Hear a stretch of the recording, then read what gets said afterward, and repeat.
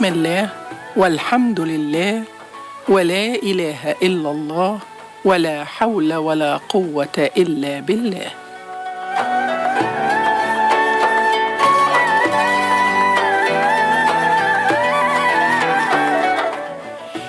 يا رب، ونحن في هذه الأيام الأخيرة من هذا العام أشهدك يا الله أنك سبحانك أكرمتني وسترتني وأعطيتني من فضلك وأنعمت علي بكرمك وجودك، وأحمدك يا الله على كل مرض غفر ذنبا، وكل ابتلاء رفع مقاما، وكل عسر جاء معه يسر، وكل منع كان هو نفسه عين العطاء.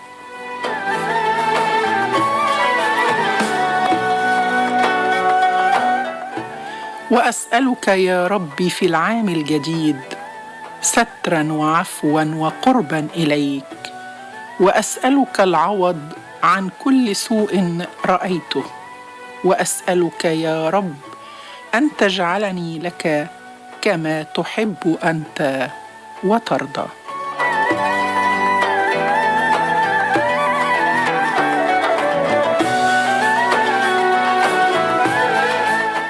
اللهم عاما دون ذنب، دون حزن، دون فراق، دون حرمان، دون فشل، دون صدمة.